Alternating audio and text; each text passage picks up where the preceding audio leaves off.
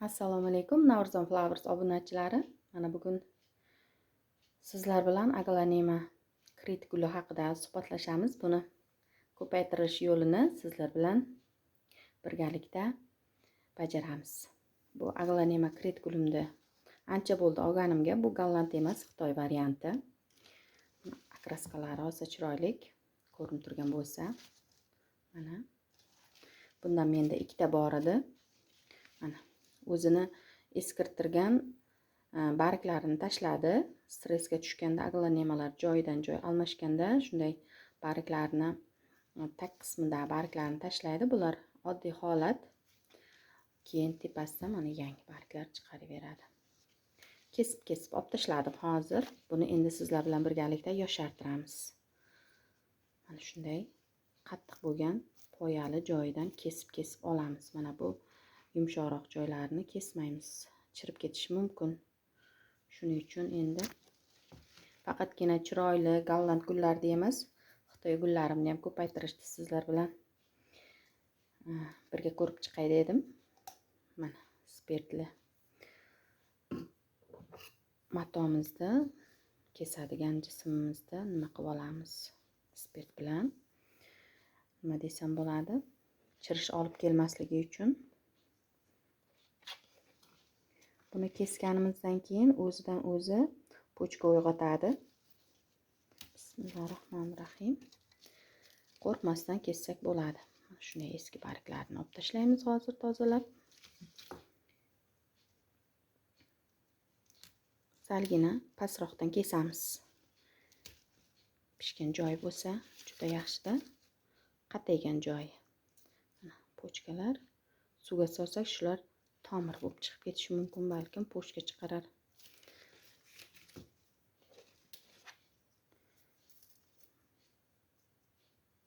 Har xil gullarda o'zimcha bir eksperiment qilib ko'paytirib ko'rishni xohlayman. Natijasi bilan keyin sizlar bilan bo'lishaman.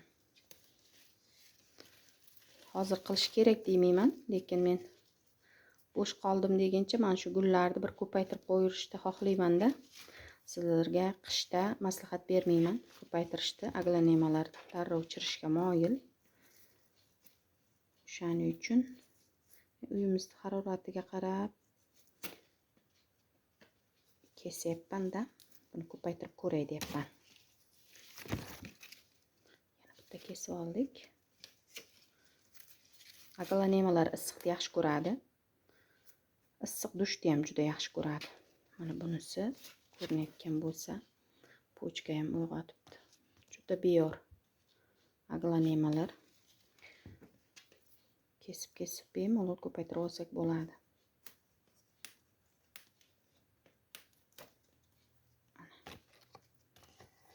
Yangi chiqargan barglari chiroyli bo'lib o'syapti, yana bor o'suv.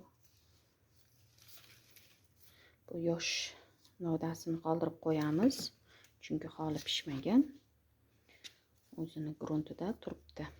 Endi sal detkalari uyg'onsin, mana qarang.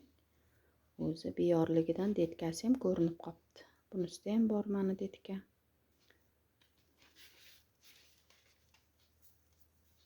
O'zi mana oldindan onaligini kesgan ekan Xitoydan kirib kelyapti-da bu gullar bizga. Yonidan chiqargan detkalari. Bitta emas, 4-5 talab detka chiqargan. Mana shunchagina kesib oldik. Bunisini ham kesib olamiz.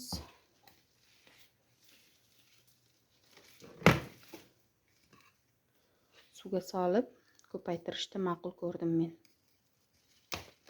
Gruntga ham birdan ekib olsa bo'ladi, lekin gruntda chirib ketishi mumkin. Uni mahkamlab yopib qo'yamiz. Men ko'pincha aglanemalarni suvga solib ko'paytiraman. Mana tez kesib olamiz pishgan shoxlarini. Bu shunchaki turgan holida ham detka berib yotibdi aglanemalar.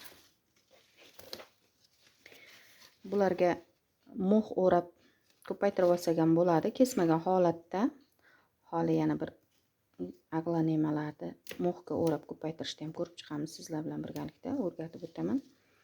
Buni hozir o'zimcha yoshartiray dedim. Bo'ylari ham o'sib ketgan. Mo'x o'rash uchun qaysi birini o'rashni bilmaysizmi? 5-6 ta kust.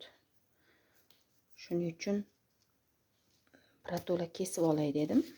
Suvga solamiz. Vaqtimiz bor, anchagina. Erta bahorgacha ko'klab turadi. Ildizlarini ko'rsatib, bemalol keyin stakanlarga ekib olamiz, o'ziga mos bo'lgan. Shu yerda ham bitta shox pishgan ekan, shuni olay, bunisi pishmagan ekan. Ehtiyot bo'lib kesib olamiz, oldidagi mayda detkalarga tegib ketmasligi uchun. Mana bunday ham ko'ryapsizlarmi? Mana bu ham bitta detka, mana bunisi, mana kesmasa ham yonidan rosa chiqaribdi. Mana bunisida ham bor. Bitta mana onaligi yana bunda ham kesilgan. Buni shoxlar o'sib chiqqan. Bular ikkitasi yosh ekan, shuning uchun olib qoldim. Buni chetga olib qo'yamiz. Endi shu qurgan shoxlarni tashlaymiz. Yordam beramiz buni ildiz chiqarib olishi uchun. Agar suvda tursa ham chirish olib kelishi mumkin.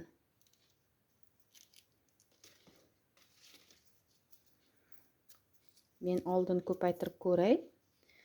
Sizlarga natijasini ko'rsataman. Agar a'lo darajada yaxshi ildizlasa, keyingina sizlar qilib ko'rishlaringiz mumkin. Men gullarimda bir eksperiment o'tkazib ko'rmoqchi bo'ldim.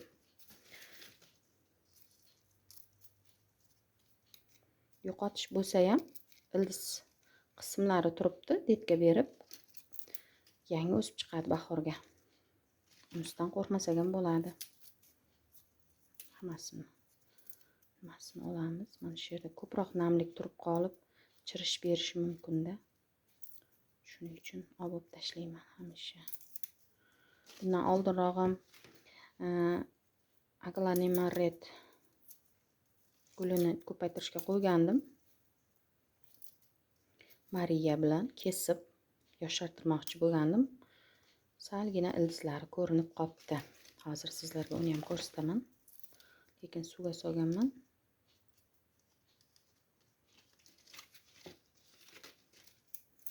Faqat chiroyli narsalarni ko'rsatmay dedim. Sizlarga ham chiroyli gullarimni kesib tashlaganlarimni ham bir ko'rsatay dedim. Xitoy variantlarini ham.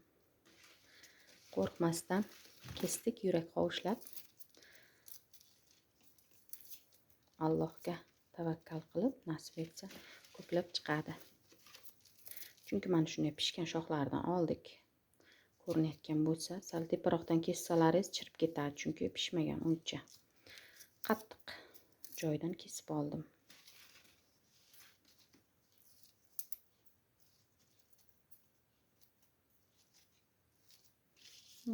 Uringan bariga olib tashlasak ham bo'ladi.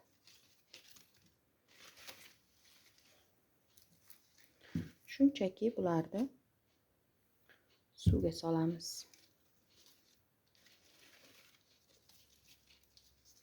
Nemizga pastdagi qismlarini olamiz.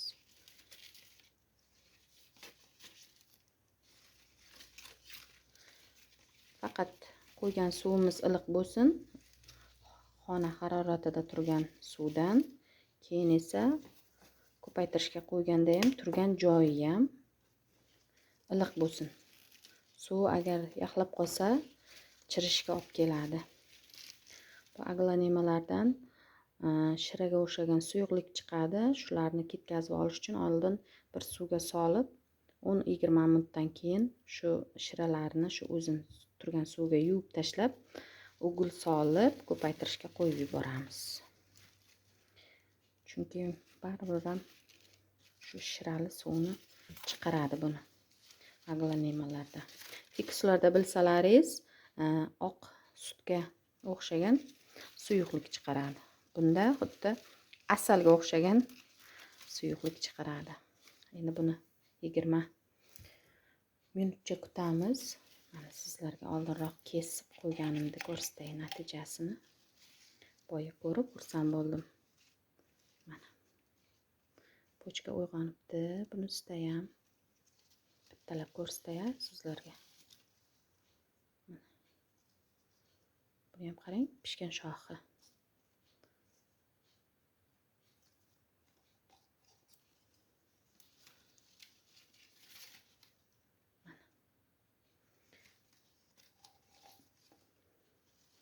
Faqat suvi shu yaxlab qolmasa bo'ldi. Aglanimalarimiz umuman chirimaydi. Ozroq shamollaganman, shuning uchun tomoq ham bo'g'ilib qolyapti. Gapiravergan sarim kechirasizlar. Bu mana Mariya sorti. Bular hali ildiz otmabdi, lekin harakat qilyapti. Mana pochkalar uyg'onibdi. Shundan kelib chiqqan holda men ham yana ko'paytirishga qo'yib yubordim. Tavakkalni qilib. Endi buni shunday qilib bir 20-30 minut kutib, oddiygina xona haroratida turgan suvga ugl tabletka solib, issiqroq joyga, kuxnyalarga qo'yib qo'ysalaringiz ham bo'ladi. Mana shunday suvga tegib tursa bo'ldi tomiri. Mana shunday ko'paytirishlarni ham bir ko'rsatay dedim. Qiziq bo'lsa agar, foydali bo'lgan bo'lsa, xursand bo'laman. Sog' bo'lingizlar, salomat bo'lingizlar.